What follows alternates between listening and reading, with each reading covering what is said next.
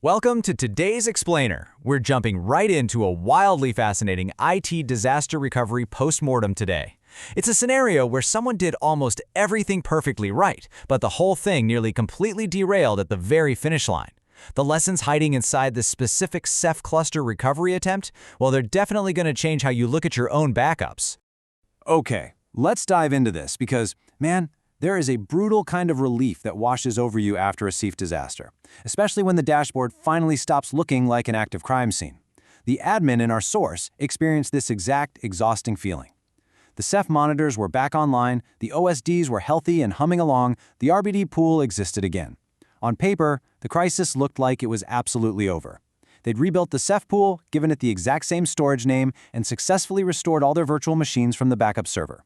You take a deep breath, you think, great, that's the end of the story, but in this case, it absolutely wasn't. Because then comes the last step. And it's literally always the final step, isn't it? The admin went to restore the very last item on the list, a single LXC, or Linux container. But this wasn't just some random container. This was the one running Paperless-ngx. Everything else had worked flawlessly up to this exact moment. But when they tried to restore this one specific container into the fresh Ceph pool, everything just stopped cold. The recovery hit an absolute brick wall. And suddenly, all that brutal relief completely vanishes, and it's replaced by a very specific kind of panic. Why? Because this single container was the one thing that actually mattered emotionally. And this brilliantly illustrates what makes this specific failure so incredibly maddening.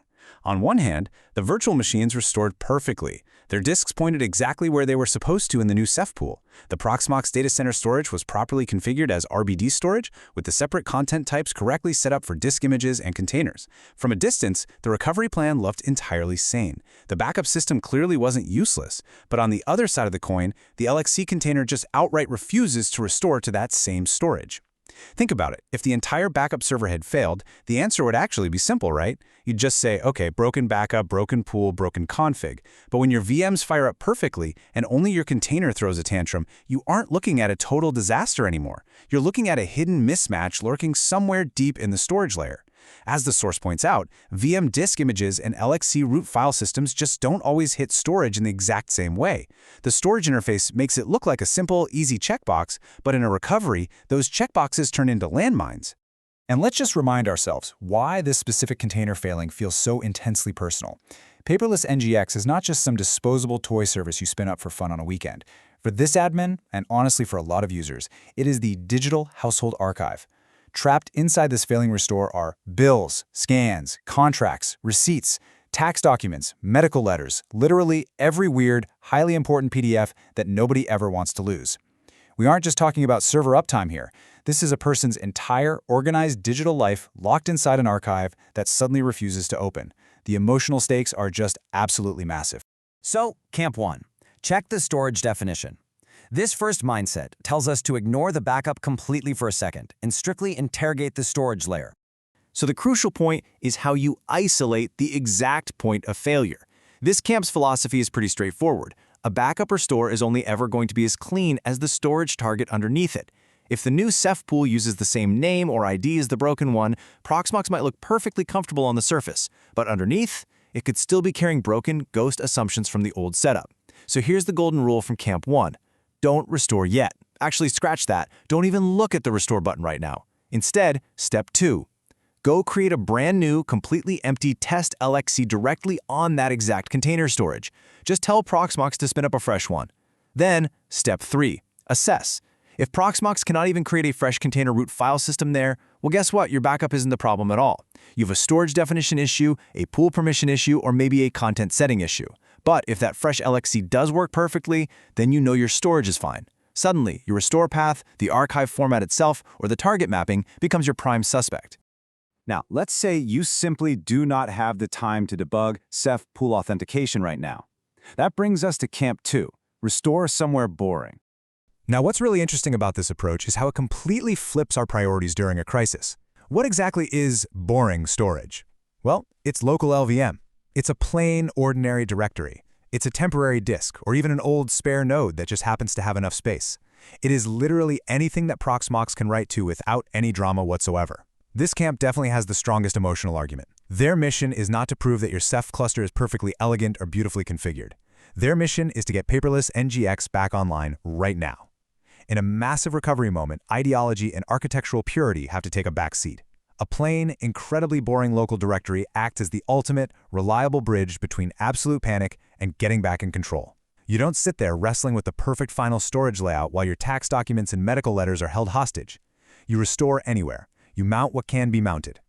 Which kind of forces us to ask a really uncomfortable macro-level question about our overall strategy here. When that container failed to land on the rebuild Ceph pool, was the backup actually broken, or was the recovery plan broken?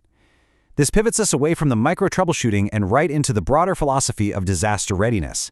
Are we defining a successful backup way too narrowly? Let's move to Camp 3, rethink your recovery plan, and see how this builds on that exact realization. This camp dictates that we need to fundamentally rewire our strategy long before the disaster even strikes. The harshest lesson from this entire source isn't actually that the admin made some huge mistake. Honestly, they did a lot of things right. They used a dedicated backup server, they successfully rebuilt the cluster, and they got the VMs running again. No, the real lesson here is that a backup that merely exists is entirely different from a restore that has actually been tested. Disaster recovery has this really nasty habit of finding the one single untested corner of your environment. So Camp 3 dictates that a prepared, frankly paranoid admin must run 2 distinct restore drills for every critical service. First, yes, you drill restoring to your normal target, in this case the highly available fancy Ceph cluster. But second, you absolutely must drill restoring to a boring, emergency fallback target. It might sound like total overkill to do double the work, right? At least up until the exact moment it saves the one container holding your entire life's documents. Ceph is incredibly powerful for sure, but when it breaks, every single recovery step can feel like it has a second hidden dependency. And here is a crucial trap you need to memorize. Same name does not mean same storage. I'll say it again. Just because you rebuild your Ceph pool and gave it the exact same ID and the exact same name as the old one does not mean Proxmox sees it the same way. A rebuilt pool is a new pool. It has entirely new objects under the hood, a new state, and hidden new settings. It deserves your suspicion. Assuming the old maps will perfectly align with the new territory is exactly how a container restore fails. This leads us directly to the first golden rule of surviving an IT crisis. In a disaster, elegance is optional. The absolute best recovery mindset is ruthless and it is boring. You have to reduce your variables. If your distributed, highly available storage is fighting you tooth and nail, abandon it temporarily. Go to the plain directory. The architecture absolutely does not need to win a beauty contest during an emergency. You can always make it pretty later. Because while elegance is optional, getting the documents back is mandatory. That is the bottom line. It's the only true measure of a successful restore. The container being perfectly mapped to your storage matters so much less than the actual documents being safe in your hands.